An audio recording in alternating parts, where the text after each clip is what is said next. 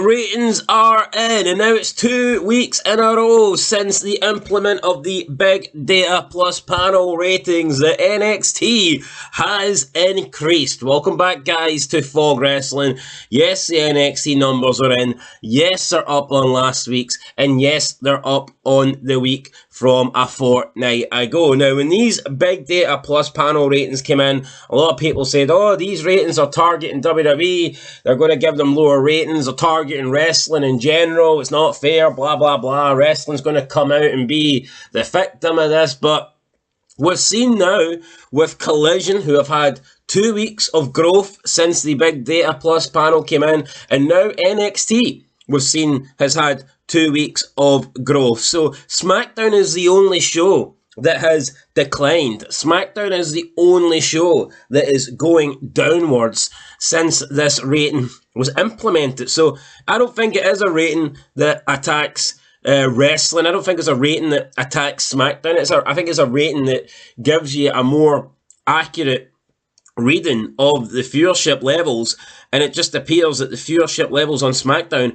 are absolutely fucking bogging, and I'm not surprised, and I think that they will go under 1 million sooner rather than later. I actually do think they'll bounce back. I don't think they'll go under 1 million next week, but I think they will go under. It is possible by the end of the year. It is possible by the end of the year, because I just think there's got to be something happening. There's got to be something happening on SmackDown. I don't think Cena's advertised for anymore. We're probably not going to get Brock, but at least in terms of the challenger for the world title, there's got to be something happening. I know Seth Rollins is out, so they'll be having a tournament on Raw, but something needs to happen on SmackDown. I'm going to predict that they go back up to like 1.2, 1.3 next week.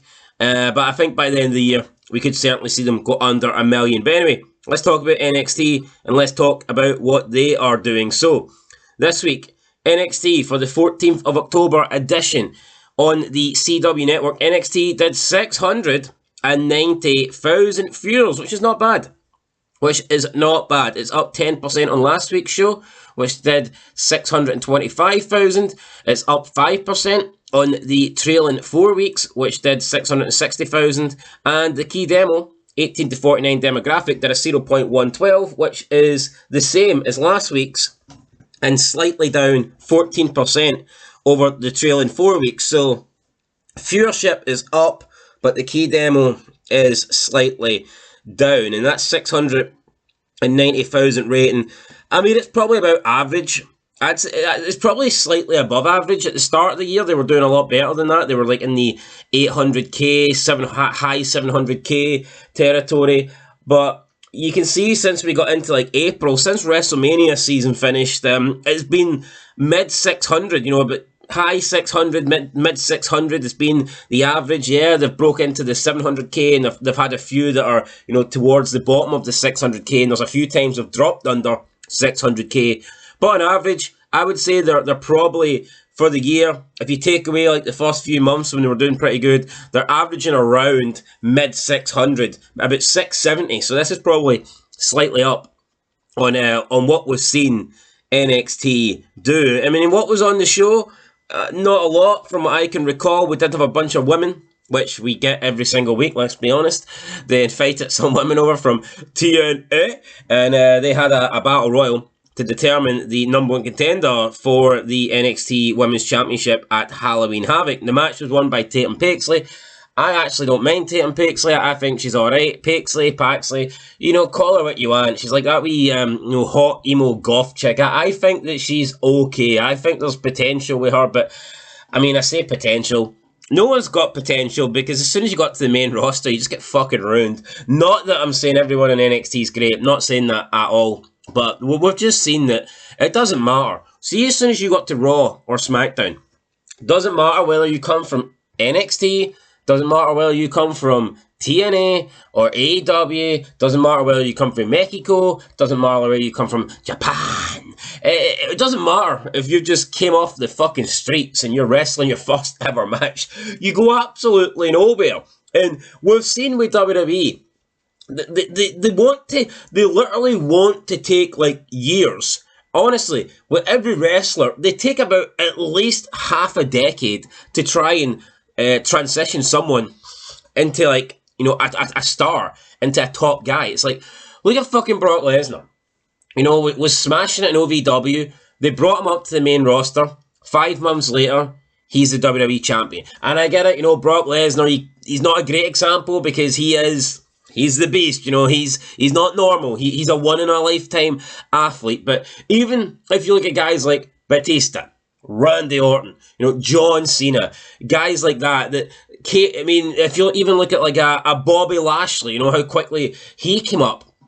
But you look at wrestling now, and the formula is stick them on NXT for like at least 3 or 4 years, and maybe give them an NXT championship run, and then when they do get called up to the main roster, they sit in the mid card. Like, look at Braun Breaker. Braun Breaker, at this point, he should already be in the main event scene, and he's not. You look at Carmelo Hayes, wasted on NXT for a while, and now he's just been like a mid-card jobber for a few years now on the main brand. They just don't have any urgency to try and create new stars and push new stars. It's almost like they want you to be this mid-card jobber for 5 years, and then after that they might decide, right, well, here, we might give you a push. Hey, Mystic Shooter Slots is my jam. Sitting pretty tight in the top 10 on the App Store casino rankings. After that, they might decide, right, well, here, we might give you a push. Look at, if you see someone jobbing in the mid-card for 5 years, and you're not going to believe they're a star. They need to start pushing people and just quickly elevating them up the roster. Look at Obafemi. Since he's lost the NXT Championship, I would have called him up straight away, and I would have had him destroy somebody. Just destroy either the Raw roster or the SmackDown roster. And within a few months, I would have had Obafemi challenging for the world title. Or if not the world title, at least a mid-card title. But they'll probably keep Obafemi on NXT for like at least another year or 2 years, which is insane.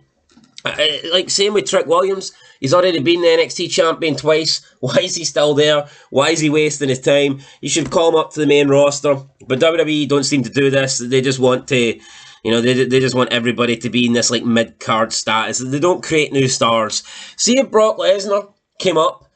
If they kept Brock Lesnar on OVW for like 4 years, and then they brought him up to Raw, and he traded wins in the mid-card for 3 years, he wouldn't have been a big star. Hell, by 3 years, by the time Brock Lesnar came up to the main roster, he was like gone in 2 years. But by today's standards, he wouldn't even have won an Intercontinental title within those 2 years. So it is crazy. Anyway, let's get into the clips here. Still feeling under the weather. So highest clip was full match. Jesus, a Halloween Havoc. Number one contender Battle Royal, 204k. The women there, if you put full match in this, and it just automatically gets the highest clip, so it's not really surprising. But yeah, Battle Royals are always fun, so I'm not going to criticise a Battle Royal too much. I wish we got more Battle Royals.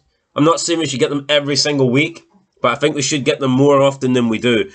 And I like Battle Royals that are like meaningful, and I guess this one is a number one contender Battle Royal, so why not? Why not? I just think it'd be a lot more interesting if they had a Battle Royal to determine the new WWE Champion on Raw. That'd be worth watching. Imagine they just put everybody on the WWE roster was going to be in it. I'm including Cena, I'm including Brock. Imagine everybody in the roster was on a Battle Royal, like a big 50-man Battle Royal. That'd be worth watching, but they won't give us that. Second highest clip, Trick Williams challenges Ricky Saints to the NXT title. I guess he lost the TNA title, so now he wants the NXT title. For me, Trick Williams should lose this match and then quickly come up to the main roster.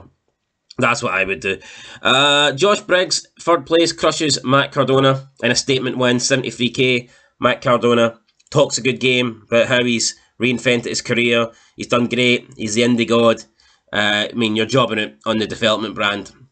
When you left WWE, you were in a main event. Well, that wasn't exactly when he left, but a few years before he left, he'd been Intercontinental Champion. He'd been in a big feud with, well, maybe not a big feud, but he'd been in a feud with Cena and Kane and Eve Torres. The guy's declined. He's been away from WWE now for about 8 years, and now he's in development. This guy has not progressed. This is a fucking failure. You've went down the card, mate. Fourth place, Blake Monroe. Jab Saria with a hairpin to score a win. 60k, nobody cares. And Dr. Fagner challenges Ethan Page to a Day of the Dead match. No idea what that is. 54,000 people though. They do not care. I don't know why they keep bringing in these jobbers for other promotions. Like, the jobbers that WWE have don't draw, so the jobbers for other promotions certainly ain't going to draw. But there you go, guys. That's your NXT ratings there. I mean, look, lots of hot chicks in a ring. Look at that. Look at all those cheeks. Look at all those thighs. You know, I mean, it's great. What more could you want? Fucking Shawn Michaels probably perving backstage in Gorilla. You know, probably pulling the showstopper, pulling it off himself, but it is what it is, guys. There you go, NXT. You know, I might actually make a video and discuss the NXT roster. Who would I call up? Who would I keep in NXT? And who would I just straight up release? Because I think that needs to be done, because, like I said, they just keep people in NXT for way too long. If it was me, I would have you in NXT for like a year. A year would be like the top. Maybe like 18 months tops, but I would go with a year. I mean, I look at someone like a Thea Hale, or even, I don't like the guy, but like a Siobhan Evans. When they first started in NXT, I'm pretty sure Tia Hale was like 18, Siobhan Evans was 19. It's like, that would be interesting, you know, just to have them on the main roster. You know, oh, I'd like to have someone so young on the main roster, because back in the day, you had young people, like Randy Orton was young, Brock Lesnar was young, Rene Dupree was super young. You look at the main roster now, and it's all just fucking old guys that have been around for ages. So when you've got these young people, I would push them straight away. And I would have these young guys on the main roster straight away. But no, I mean, they keep them on. Like, Tia Hale's literally wasted about, what, 3-4 years, probably about 4 years of her career on NXT. By the time she gets called up, she'll probably be about 23, 24, when she could have been 18. And I just think, same with Siobhan Evans, maybe they'll call him up when he's like 22, 23. It's not quite the same as having a 19-year-old on the roster. I don't know why they do it. I think it's dumb. But, I mean, WWE's dumb. Just look at the product. They've done a lot of dumb things over the years. Anyway, guys, that's it. Catch you in the next one. Until then, peace.